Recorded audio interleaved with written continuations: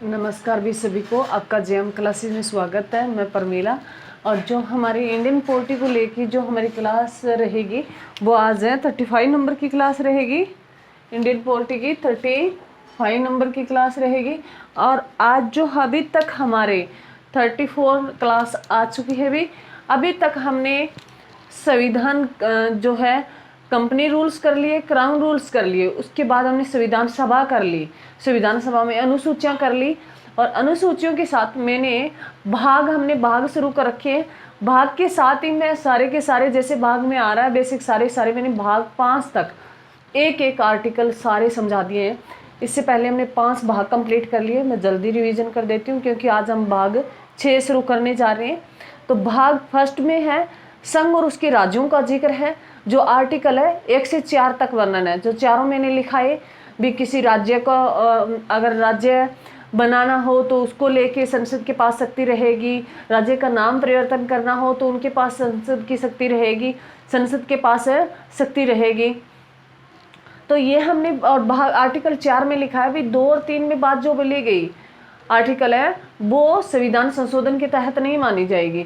उसके बाद हमने भाग नंबर 2 पढ़ा। भाग 2 में नागरिकता का जिक्र है जो आर्टिकल 5 से 11 है। भी जो नागरिकता हमने अलग अलग पढ़ी भी, जाति के आधार पर, पूंजीकरण के आधार पर, राष्ट्रीयकरण के आधार पर, वो सारी जो नागरिकता के बारे में मैंने भाग 2 करवा दिया है। जो पीछे वाली वीडियो जरूर देखें जो आर्टिकल 5 से 11 भी एक एक मैंने आर्टिकल बताया है। उसके बाद बात करें तो भाग 3 में मौलिक अधिकार भी मोस्ट इंपॉर्टेंट है भाग 3। और जो मौलिक अधिकार है हमने यूएसए से लिए, इसके हमने आर्टिकल पढ़ा भी 12 से 35 भी। तो सारे मैंने 12 से लेके 35 तक एक एक आर्टिकल बताया भी। तो ये ध्यान रखना भी मूल संविधान में मौलिक अधिकार कितने थे और वर्तमान में कितने हैं, इनके बारे में मैंने सारी बातें बताई हैं। कमेंट में बताइए भी वर्तमान में मौलिक अधिकारों की संख्या कितनी है, तो ये ध्यान रखें। उसके बाद जो है भाग हमने 4 किया। भाग 4 में किसका जिक्र है भी, राज्य के नीति निर्देशक है तत्वों का जिक्र है भी। भाग 4 में किसका जिक्र है, राज्य के नीति निर्देशक तत्वों का जिक्र है। मैंने आर्टिकल है जो 36 से 51 एक एक आर्टिकल, हर आर्टिकल मैंने बताया है राज्य के नीति निर्देशक तत्व जो आयरलैंड से लिए गए हैं। उसके बाद भाग 4 क में हमने जोड़ा जो भाग 4 क जो मौलिक कर्तव्य जोड़े गए, मौलिक कर्तव्य जो रूस से लिए गए और जो हमने 42वें संविधान संशोधन है 1976 के तहत है जोड़े भी। जब जोड़े मौलिक कर्तव्य है तब तो ये 10 थे और वर्तमान में मौलिक कर्तव्यों की संख्या 11 है। जो 86वें संविधान संशोधन के तहत हमने जो माता पिता का कर्तव्य बनता है कि वो 6 से 14 वर्ष के बच्चों को शिक्षा दिलाए, ये बात मैंने आपको बता दी है जो आर्टिकल 51A के तहत जोड़ी गई। तो अब वर्तमान में मौलिक कर्तव्य जो 11 है। उसके बाद हमने भाग पढ़ा 5। भाग 5 जो है हमारा काफ़ी टाइम हो गया भाई, आराम से 7-8 वीडियो होगी ज़्यादा ही होगी। संघ सरकार का जिक्र है। संघ सरकार में हमने पढ़ा भी कार्यपालिका, विधायिका और न्यायपालिका। कार्यपालिका में हमने पढ़ा भी राष्ट्रपति, उपराष्ट्रपति, प्रधानमंत्री, मंत्री परिषद, सीएजी और महान्यायवादी। उसके बाद हमने संसद पढ़ा भी। विधायिका में संसद में हमने लोकसभा पढ़ी, राज्यसभा पढ़ी और राष्ट्रपति के बारे में जाना। उसके बाद हमने न्यायपालिका में पढ़ा भी सुप्रीम कोर्ट। आज हम करेंगे वो भाग है जो आर्टिकल है सबसे बड़ा, अगर पूछे भाग कौन सा है तो भाग 5 है भी। जो आर्टिकल है 52 से 151 तक है वर्णन है भी। आज हम भाग है 6 करेंगे। तो सभी बच्चे आपका जेएम क्लासेस में स्वागत है भी। सभी बच्चे जय मां सरस्वती का नाम जरूर ले भी। जय मां सरस्वती। और इंडियन पॉलिटी हम क्या पढ़ रहे हैं भी, इंडियन पॉलिटी पढ़ रहे हैं। इंडियन पॉलिटी की जो हमारी क्लास रहेगी ये 35वीं क्लास रहेगी। और आज जो हम करेंगे भाग 6 भी। आज मैं भाग 6 का तुम्हें स्ट्रक्चर बताऊंगी उसके हिसाब से। जैसे मैंने भाग 5 किया भी भारत सरकार का, जैसे मैंने राष्ट्रपति बताया, उपराष्ट्रपति बताया, प्रधानमंत्री, मंत्री परिषद, लोकसभा, राज्यसभा। तो आज हम भाग 6 में इस प्रकार राज्य में होता है भी। जो भाग 6 में किसका जिक्र है, राज्य सरकार का जिक्र है भी। भाग 5 में संघ सरकार का जिक्र था और भाग 6 में राज्य सरकार का जिक्र है। जो आर्टिकल है 152 से 237 भी दूसरा सबसे बड़ा भाग आर्टिकल है 152 से 237 में इसका वर्णन है। तो ये ध्यान रखना भी, एग्जाम में बहुत बार पूछा जाता है। और राज्य सरकार को भी 3 पार्टों में डिवाइड किया गया है। कार्यपालिका, जहां हमने संघ सरकार को 3 पार्टों में डिवाइड किया था, कार्यपालिका, विधायिका भी और न्यायपालिका, वही 3 पार्ट राज्य सरकार के बनाए गए हैं। वहां संघ सरकार में हमने राज्यपाल की जगह राष्ट्रपति किया, उपराष्ट्रपति किया, मंत्री परिषद किया, प्रधानमंत्री किया, सीएजी और महान्यायवादी। यहाँ हम राज्य सरकार में पढ़ेंगे, राज्यपाल का जिक्र करेंगे भी, सीएम का, मुख्यमंत्री का और मंत्री परिषद का, और है महाधिवक्ता भी। महाधिवक्ता के बारे में जो कानून के सलाहकार होते हैं राज्य में, उनके बारे में पढ़ेंगे इसमें। कार्यपालिका में, विधायिका में हम विधानमंडल, वहां हमने विधायिका में संसद पढ़ा भी, संघ सरकार में हमने संसद पढ़ा, यहाँ हम पढ़ेंगे विधायिका में विधानमंडल भी, ये ध्यान रखना। और विधानमंडल भी संसद की तरह 3 अंग है विधानमंडल के, राज्यपाल, विधानसभा और विधान परिषद भी। जो संसद में ही हमने संसद के 3 पार्ट पढ़े भी, लोकसभा, राज्यसभा और राष्ट्रपति। तो वैसे ही हम विधानमंडल के भी 3 पार्ट है, राज्यपाल, विधानसभा और विधान परिषद। और न्यायपालिका में वहां हमने सुप्रीम कोर्ट पढ़ा भी संघ सरकार में, और राज्य सरकार में हमें हाई कोर्ट पढ़ेंगे भी। राज्य सरकार में हम क्या पढ़ेंगे? हाई कोर्ट भी राज्य के। तो ये ध्यान रखना, मोस्ट इंपॉर्टेंट है। उसके बाद मैंने जो भाग 5 के मैंने अध्याय बताए भी, उनके अध्याय पूछे जाते हैं भी। भाग 5 के अध्याय सेकंड में क्या है, फर्स्ट में क्या है, तो उनका कार्यपालिका। वैसे ही भाग 6 जिसमें किसका जिक्र है? स्टेट गवर्नमेंट का जिक्र है। जो आर्टिकल है 152 में स्ट्रक्चर बना हुआ है भी। आर्टिकल 152 में जो मैंने तुम्हें राज्य सरकार का ये पूरी संरचना बताई है, ये स्ट्रक्चर जो बताया है वो आर्टिकल है 52 में दिया गया है, 152 में, ध्यान रखना। उसके भाग 6 के 6 ही अध्याय है भी। भाग है 6 के 6 अध्याय है और भाग 5 के 5 अध्याय थे। भाग है 6 के 6 अध्याय है। उसके फर्स्ट अध्याय में साधारण जनरल का जिक्र किया गया है, जो आर्टिकल 152 से 237 पूरे इसका वर्णन किया गया है भी राज्य सरकार का, जिसे साधारण बोलते हैं। एग्जाम में पूछ सकता है भी अध्याय फर्स्ट में किसका जिक्र है भी? साधारण, जो आर्टिकल 152 से 237 पूरा बताया गया है। उसके बाद अध्याय सेकंड भी, अध्याय सेकंड में किसका जिक्र है भी? कार्यपालिका। अध्याय सेकंड में किसका जिक्र है? कार्यपालिका। कार्यपालिका का जो वर्णन है 153 से आर्टिकल 167 तक भी। कार्यपालिका का जो जिक्र है मैंने कार्यपालिका में भी लिखा है। कार्यपालिका में हम क्या क्या पढ़ेंगे? राज्यपाल पढ़ेंगे, मुख्यमंत्री जो सीएम के बारे में जानेंगे, मंत्री परिषद के बारे में जानेंगे और महाधिवक्ता के रूप में जानेंगे। इन सभी के बारे में आर्टिकल है 152 से, आर्टिकल है जो 153 से 167 में, 153 से 167 आर्टिकल में इन सभी का वर्णन है, मिल सकता है। आप इन अध्याय से भी याद रख सकते हो भी, इनसे बाहर आर्टिकल पूछा है तो ये इसका नहीं हो सकता। तो ध्यान रखना 153 से 167 में इन सभी के बारे में बताया जाएगा।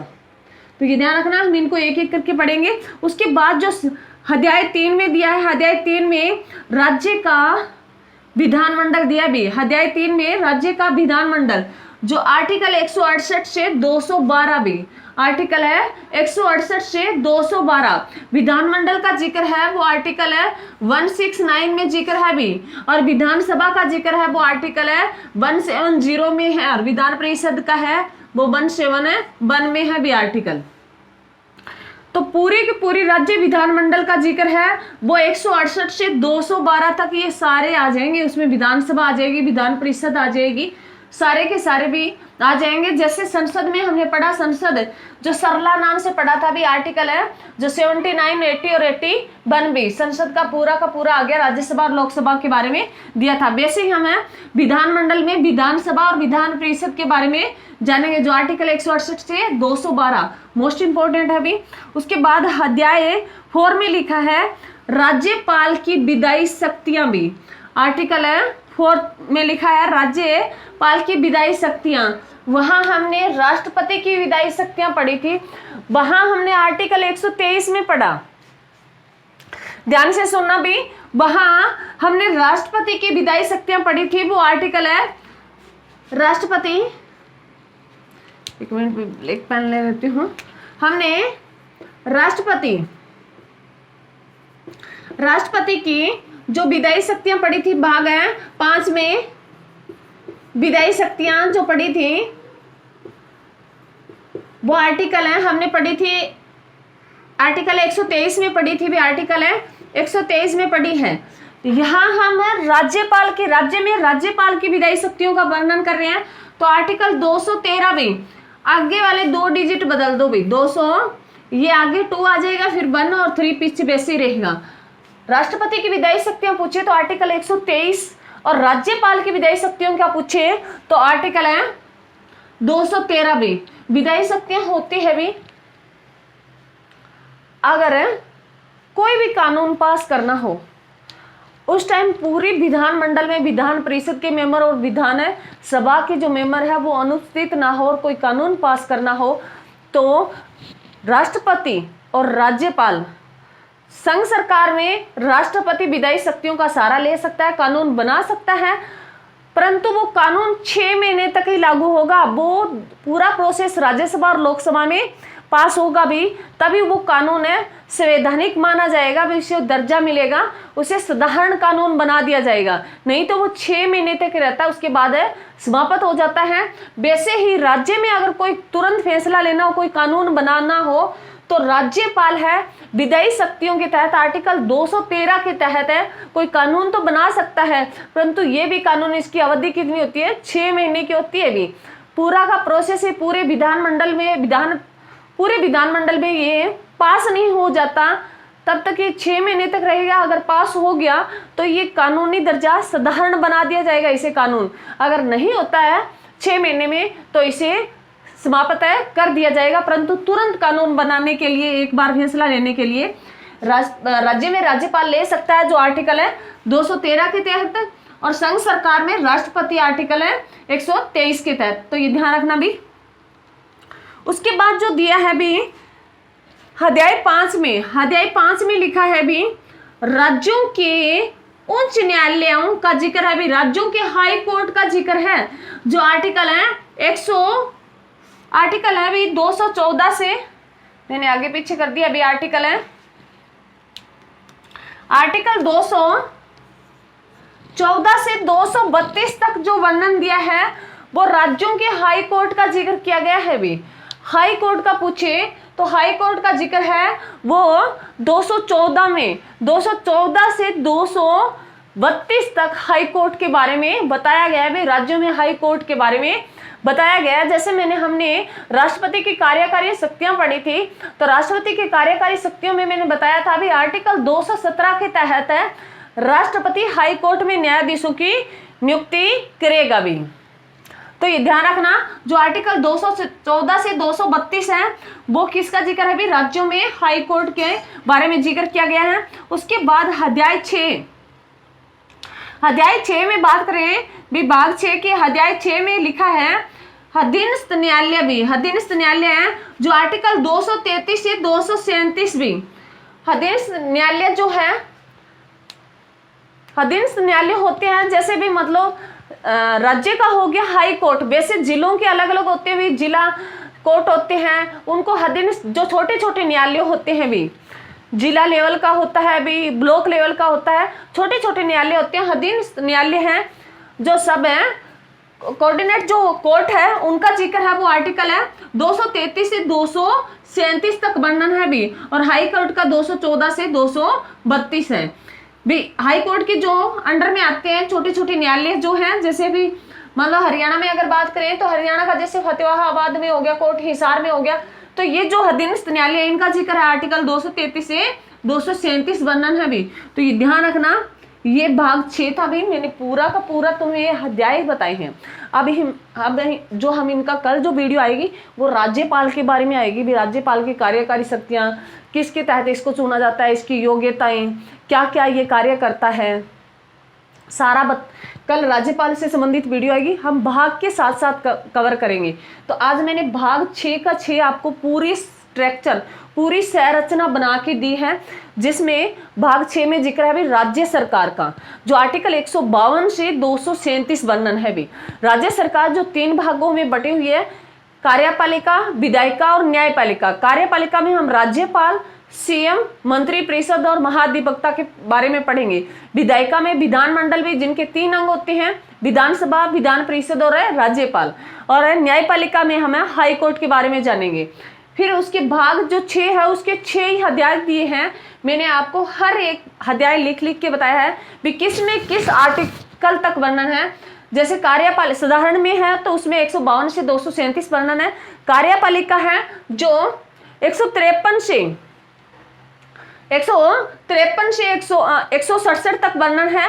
कार्यपालिका जिसमें सभी आ जाएंगे, राज्यपाल आ जाएगा, सीएम आ जाएगा, मंत्रिपरिषद और महाधिवक्ता आ जाएगा भी।